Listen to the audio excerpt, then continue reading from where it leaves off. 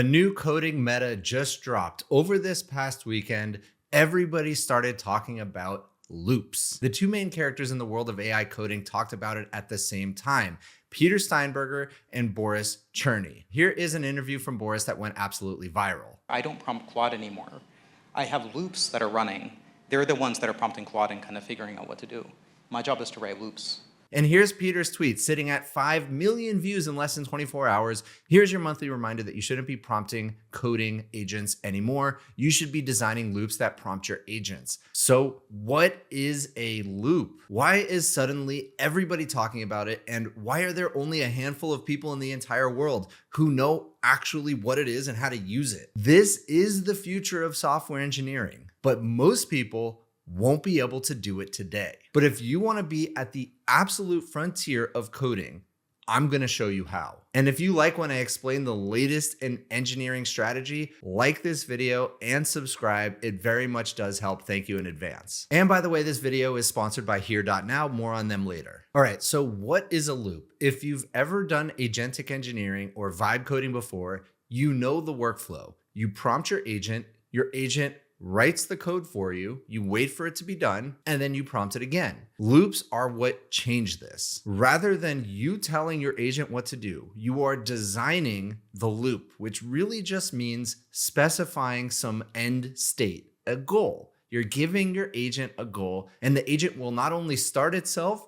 but will continue until that goal is met. And I know this sounds very theoretical, but stick with me. I'm going to show you actual loops. So a loop really only needs two things. It needs some kind of trigger and some kind of goal. The goal must be verifiable in some way. That verification can come in the form of test passing, or for more abstract goals, you can have an LLM determine if it reached the goal or not. And if you're thinking this sounds a lot like reinforcement learning, exactly. With reinforcement learning, you need some kind of verifiable reward, meaning the agent or the AI or the model, it knows when it successfully reached that goal. And just like RL, it can be done with deterministic goals. So when all the tests pass or this function executes properly and there are no errors, or non-deterministic goals. When an agent or an AI decides, hey, I think the goal has been completed. Okay, so we have the trigger and we have the goal. Let me show you what it actually looks like in practice. In Cursor, there's this tab called Automations. Click that and you can set up a new automation. I've already set one up. And I've said, every time I open up a PR in AstroHub, which is my new project I've been working on, more on that soon, I want this automation to trigger. Now, there is a difference between an automation and a loop, and I'll explain that in a moment. But when that trigger happens, whenever a PR opens, then I give the agent the instruction to review the PR and look for any potential issues, fix them automatically, and commit back to the same PR. Make sure all tests pass, and if they don't, fix them. Make sure all other CI is green. So those are the goals of this loop. And that's it. That's my loop. And loops are really as simple as that. Loops get more complicated when the goal becomes more amorphous.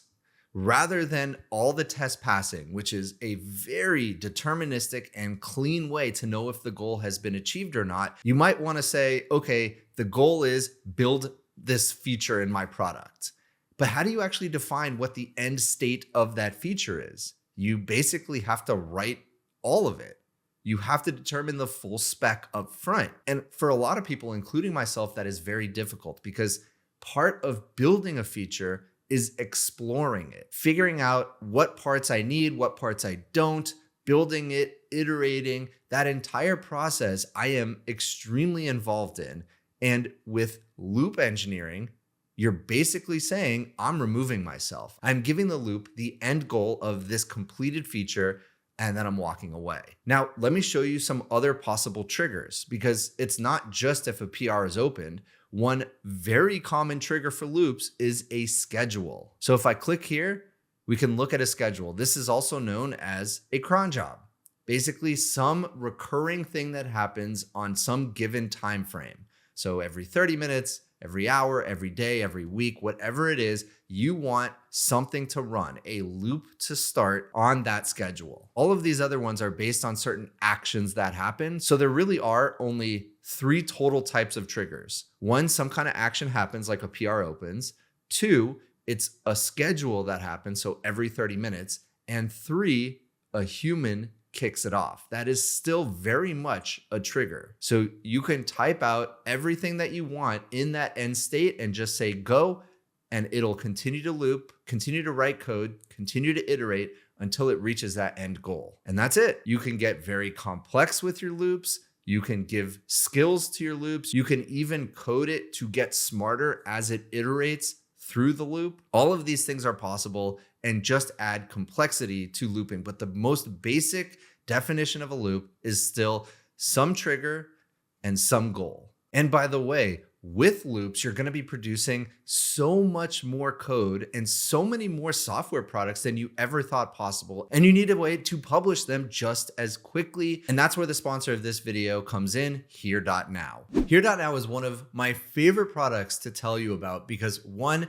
it is awesome and I actually use it. And two, it has actually inspired the way that I think about the future of the internet. So if you haven't heard about it before, Here.now is the easiest way to give publishing ability to your agent. Whether you use Claude Code or Codex or OpenClaw or Hermes, all you have to do is tell your agent to go to Here.now and install the skill. Or you just come to this page right here, click the copy setup button, paste it into your agent, and it just knows how to do it. Then at that point, your agent can publish anything to the web on your behalf. And they also recently launched private storage. So you don't need to always just publish everything publicly. You can have your agent store pretty much anything on Here.now. And then even more recently, they launched custom URLs. So rather than only having a Here.now URL, you can use your custom domain with Here.now and publish directly to it. And the best part, it's completely free right now. So go check it out. I'm gonna link all of it down below, but it's Here.now. It's super easy. So now back to the video. All right, so if you're using Claude Code, here is how to use loops. And they literally have a feature called /loop. So you just start typing /loop and it says run a prompt or /command on a recurring interview. So loop 5 minutes and then whatever you want. So you can say loop every 5 minutes, reach feature parity with Google. Obviously that's ridiculous and I'm gonna have a $1 trillion token bill at the end of the month, but that's how you do it. And you can set any goal you want. So here's a more realistic example. /loop every 5 minutes, compare what we have built with our full spec.md. It could be anything, whatever product you have a vision for, and continue building until we complete the full spec. So every 5 minutes, it's gonna kick off an agent. That agent is going to determine what is left to build and start building it. And it's just going to keep kicking off agents and keep looping until it finally reaches that goal. Now, we can have a single loop that does that. We can remove every 5 minutes and just say loop, just continue until you reach that final goal. And that would be the human kicking off the loop. Now, there are lots of caveats to loops and really a lot of criticism that, at least for now, is quite valid. Number one, it is very difficult to set up. The most basic forms of loops, which I just showed you, are quite easy actually. But if you start thinking that you're going to build this entire code factory that builds entire products for you and continues to loop indefinitely and shipping features at speeds you've never imagined, that part is very difficult. Defining what the end state of something that doesn't have a deterministically verifiable goal is much more difficult and ripe for the agent to continue to burn tokens indefinitely. And you have to be really careful about that. And that leads to the second biggest criticism. Boy, is looping expensive.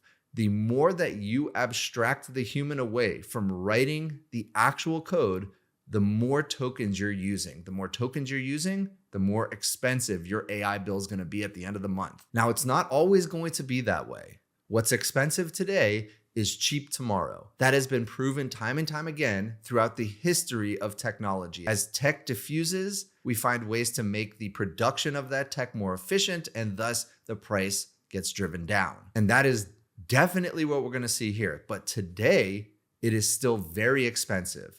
And at the same time that a lot of people are talking about how expensive it is, and companies are trying to cut their bills, the idea of introducing loop engineering becomes completely crazy to most people. So I know this stuff is very expensive, but it is also just as important to know what's going on, even if you're not using it today. And that also brings me to the point that there is this huge bifurcation of people in engineering right now, where only the top 1% of 1% are using these techniques like loop engineering, because not only are they enabled to try these new techniques, but also they're given infinite or very high token budgets, which only a few companies in the entire world can really afford. Now, we talked about Peter Steinberger and Boris Cherny, respectively, from OpenAI and Anthropic. Both companies give their employees infinite tokens. That's why they're able to experiment. But that's also why Peter Steinberger showed about a few weeks ago, he had $1.3 million